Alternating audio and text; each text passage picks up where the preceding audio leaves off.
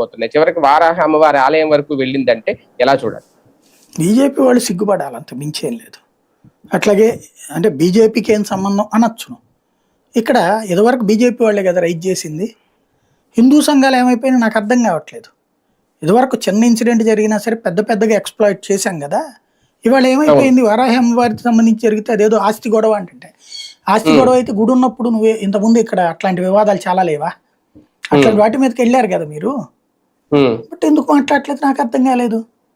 అంటే మనం ఏమి బానిసలం కాదు కదా, హిందూ సంఘాలు ఏమి బీజేపీకి బానిసలం కాదు. బీజేపీ అనేటటువంటిది ఒక రాజకీయ ప్రస్థానం మనకి. అంతేగాని గ్రౌండ్ లెవెల్లో జరుగుతున్న దాంట్లో నువ్వు మాట్లాడకపోతే, నిలబడలేకపోతే ఇంకా ఏం మాట్లాడతావు నువ్వు? అస్తిత్వానికి ఉనికికి ప్రమాదం తీసుకొస్తుంటే అంటే అది ఖచ్చితంగా తప్పే. రెండవది ఇక్కడ ప్రతిపక్షంగా వైఎస్ఆర్ కాంగ్రెస్ పార్టీ ఆలోచించాల్సి అట్లాంటి చోటకి ఎందుకు పంపించట్లేదు టీముల్ని? తెలుగుదేశం టీం పరిగెత్తేది, జనసేన టీం పరిగెత్తేది, బీజేపీ టీం పరిగెత్తేది. వీళ్ళు దానికి ఖండించేసి ఊరుకుంటున్నారు, సాక్షిలో రాసి ఊరుకుంటున్నారు.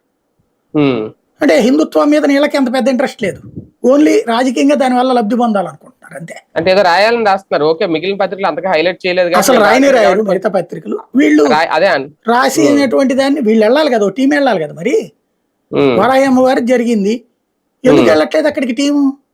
మీరు చెప్పినట్టు ఆంజనేయ స్వామి గుడి జరిగింది, ఆ జిల్లాకి సంబంధించిన అధ్యక్షుడు ఏమయ్యాడు, నిద్రపోతున్నాడు. సరే అధికార పక్షం వాళ్ళకి వస్తే కనుక అది జరిగితే కనుక రేపు వెళ్ళకూడదు అనేటువంటిది వాళ్ళు తీసుకొచ్చి లేదా వాళ్ళ మనుషులే చేసి ఉండొచ్చు. వీళ్ళు ఎందుకు చేస్తున్నారు?